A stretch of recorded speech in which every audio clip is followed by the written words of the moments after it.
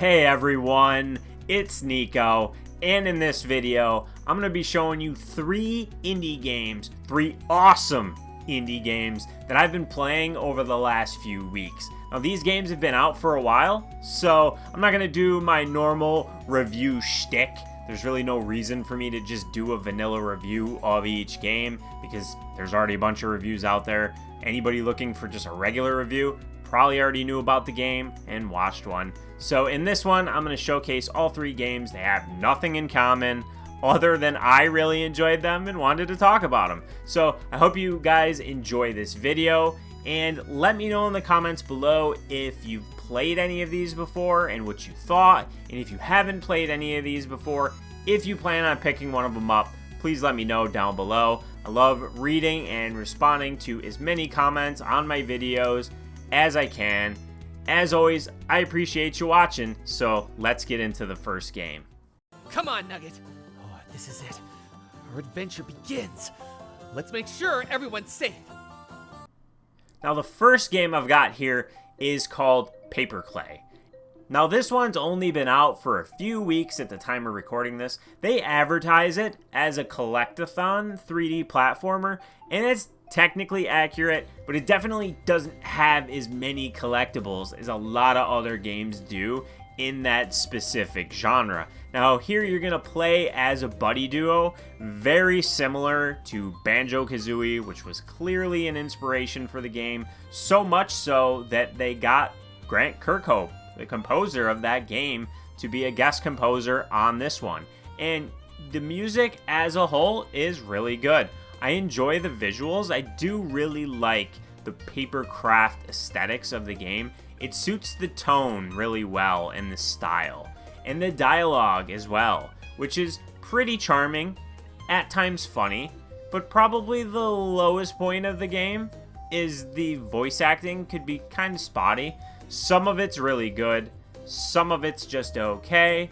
I'm pretty forgiving when it comes to voice acting. I'm not a stickler. So as long as it's not completely awful, like it's suitable for me. I think for some of you, if you play this, you're not going to be too crazy about the voice acting, as at times it's kind of more cringe than charming. Wonderful. Just hop inside my mouth. Plenty of room in there.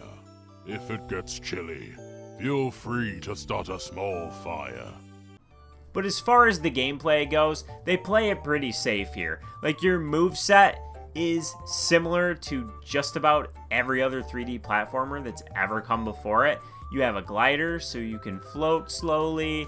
You have a spin attack. You have a ground stomp. All those things. You can also grab onto ledges and kind of mantle yourself up. It plays it very safe, and that's not just with the main character's moveset, but also the level designs. They didn't do anything really new or anything that wowed me, but at the same time, that's not necessarily a bad thing because it was all really good. It's all tried and true gameplay mechanics throughout the entirety of the game, which took me about 5.5 to 6 hours to play through. There's a ton of side things that you can do in this. And also, if you 100% any of the worlds in this, you will unlock a very challenging challenge level. The game is fundamentally very cozy, a linear adventure. It's not frustrating. It's not going to stress you out, except for those challenge levels. So if you need a high level of difficulty to enjoy your platformers, this one might be a little bit too easy for you, but there is that additional challenge if you care to complete it. And if you do care to complete it, you're going to get more than 5 or 6 hours. That's more of the time frame you should expect for just playing through the game. You can easily replay any of the levels at any time. So going back and picking up where you left off, really quick and easy. The three main things you're collecting in this are coins, which look like buttons. There's also orbs, and then there's eggs. Now, the orbs are going to be what you need to unlock more levels within a world. The eggs are what you need to basically progress through the game and then unlock the next world. And then the coins you can use to unlock cosmetics, which are outfits for your characters, and additionally some badges. And the badges are passive upgrades, which are going to improve certain parts of your kit and your abilities. They're not mandatory for progression at all, so if you didn't purchase them, it wouldn't be a big deal. You could still play through the game, but they do make certain aspects of it just a tiny bit easier. The controls in this are really tight. The level designs are really good. Each of the worlds is varied. The only thing that's a bit wonky, and this is to be expected in 3D platformers, is the camera. It could be a little bit jank at times. It's not terrible and it's easy to fix, but it'll be easier for you to manage this if you turn off the auto center option, and that's on by default, and thankfully there's an option to turn it off. I hate this in 3D platformers because I'm so used to moving the right thumbstick to move the camera for myself. So having it constantly center behind me, yeah, that doesn't work for me, brother. But Paperklay is a really enjoyable 3D platformer. Sadly, it's currently only available on Steam. It is supposed to come to Nintendo Switch in the future. I'm sure they'll announce that probably in the coming months, as they are still improving this game. Over the course of the few weeks that it's been out, the developer has pushed a bunch of updates and improvements, bug fixes, things like that. He's listening to feedback, and it shows, because the game, I just played it. It got a few weeks worth of patches. I'm sure it's a lot better state now than it was at launch, but this is an easy recommendation because I had an absolute blast playing this. So if you enjoy 3D platformers, definitely make sure that you check out Paperklay. The enemy is attacking the Hypercore!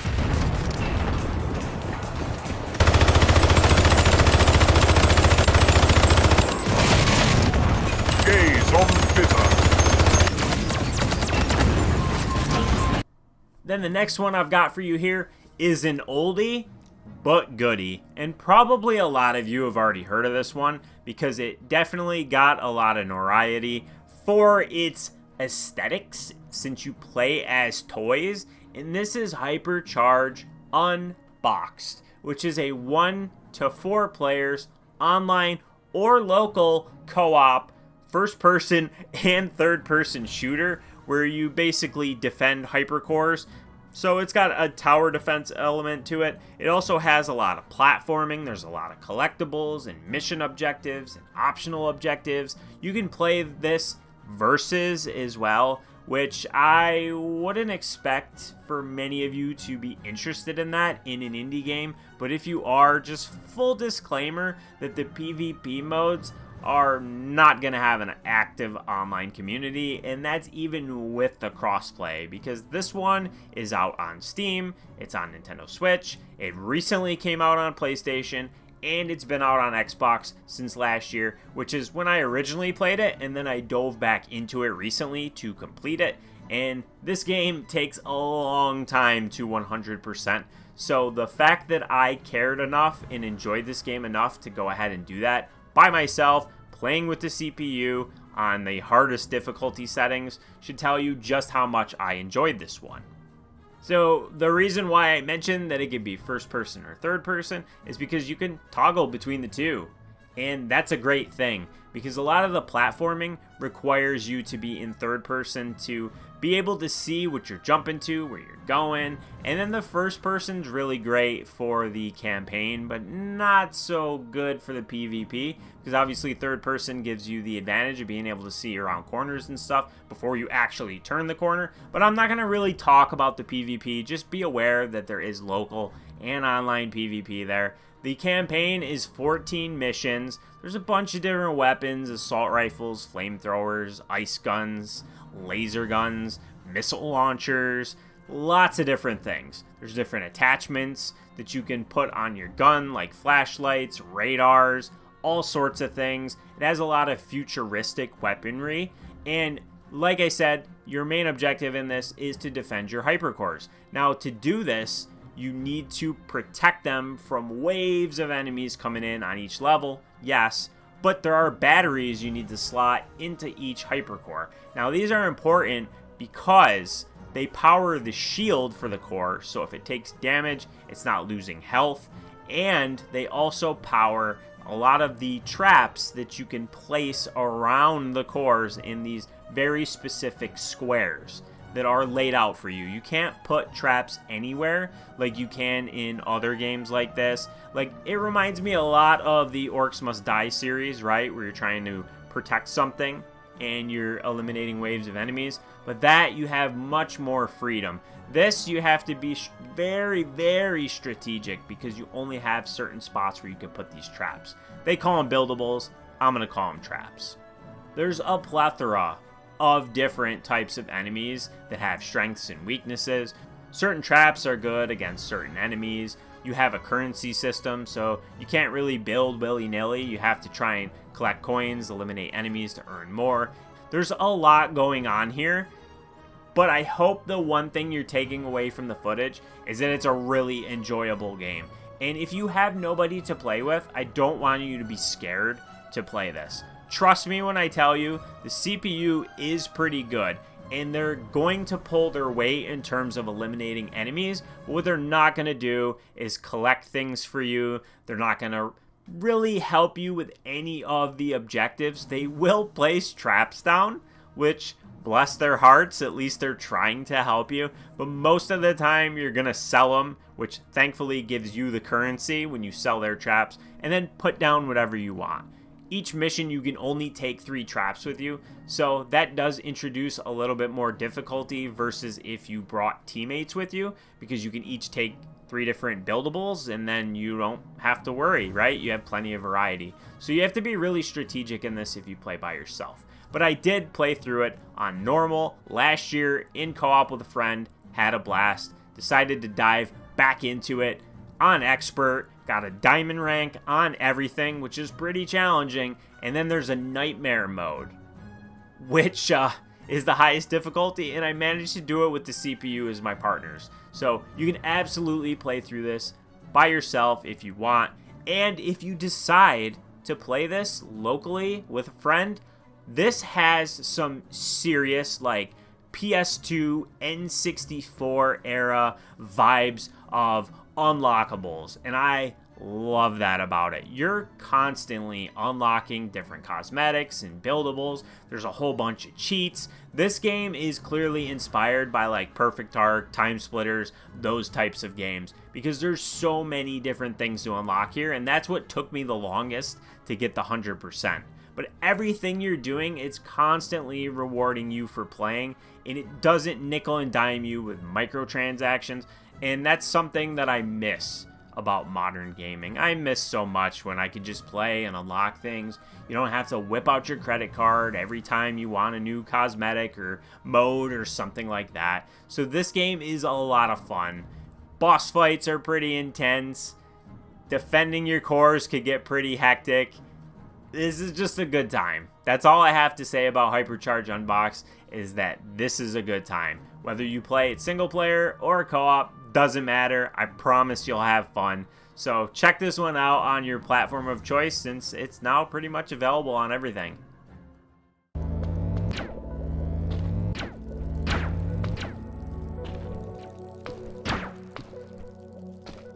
Now, last but certainly not least is Rebel Transmute. This is a Metroidvania that I've had on my radar for a long time. Since it released, I think last year it came out. And this is a pixel art Metroidvania that looks a lot like Metroid, right? Which is not something I cover a whole lot. Most of the Metroidvanias that I cover are more Vania than Metroid, where you're exploring a world. You don't quite know exactly where you're supposed to go, but you're constantly finding upgrades and making progress around every corner that you turn.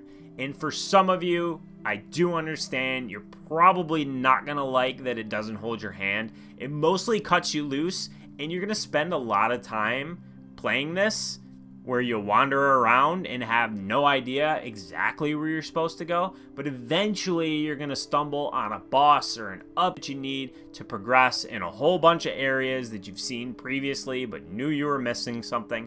It has that gameplay style, and while I don't love that, I did really enjoy the world and the enemies and the constant sense of progression, because oh my god, are there so many upgrades in this game. There are ways to upgrade your health, your batteries, there's augments, there are transmutations, which the transmutations kind of slot into your suit, and it has a very Super Metroid-esque screen that shows you what you have equipped. And then the augments, oh my god, the augments, there's so many of these. So the batteries take different amounts of points, and you can slot as many augments as you want into your suit based on how much battery power you have, essentially. I don't know if I explained that really well, but that's how it works. And this allows you to completely customize the way your character plays based on the augments that you've acquired. And I really like this, because if you want a short range attack that hits a little bit harder, you can do that. You want a longer attack that doesn't hit quite as hard but gives you a little bit more room to maneuver, you could do that too. There's different ways to heal. You have a little like magic meter, I guess, that kind of looks like a syringe. You can just inject that and you'll heal one of your heart containers, or whatever you want to call these little circles. There's a lot going on here. If you don't want that, you can actually change your syringe so it powers up your attack or your speed.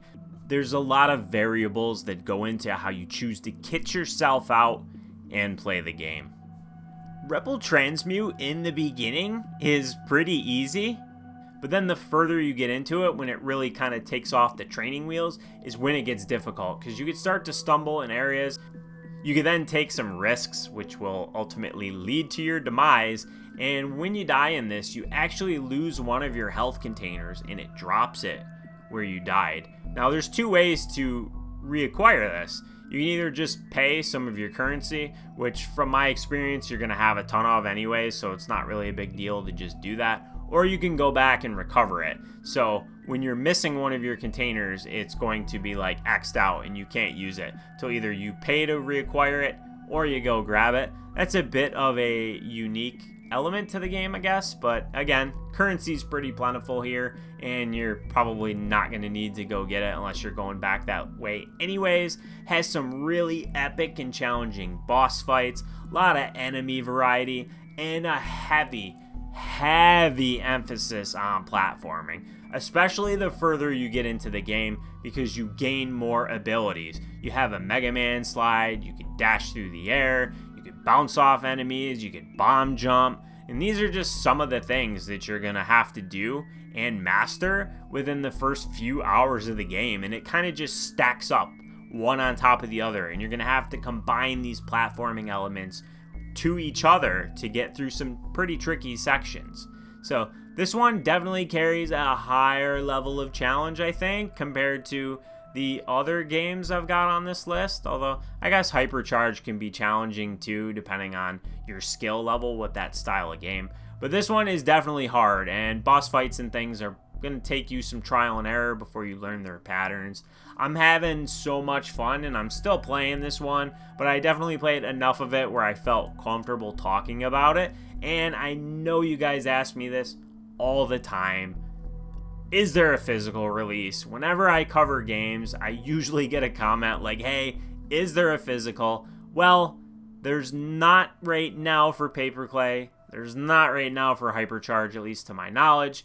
But there is a physical release for this one. So 1 out of 3 in terms of physical releases. But hey guys, it's indie games. You know the deal. So you can grab this one on pretty much any platform, just like Hypercharge. It's on just about everything. It's really fun. It's been out since last year, so I got a whole bunch of updates. I didn't run into anything too crazy in terms of bugs or jank, and it's a really fun one. I feel like this might be one of the better Metroidvanias that I've played that I've seen no one really talk about. I'm sure there's other people out there that have played it and enjoyed it and maybe talked about it, but I certainly haven't seen it much since it released. So I'm glad I'm able to showcase it here, and I hope it looked good to you, and if it did and you check it out, let me know what you think. So that's it, everyone. That's all 3 games I wanted to show you that I've been playing over the last few weeks. These are really fun, and I simply cannot recommend them enough. They're all great games. They've all had a bunch of updates and improved since they've originally released, and in the case with Paperklay, it's continuing to improve.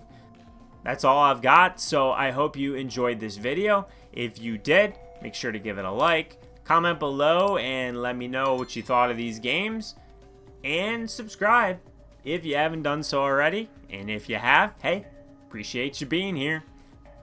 And as always, appreciate you watching, and I'll see you next time.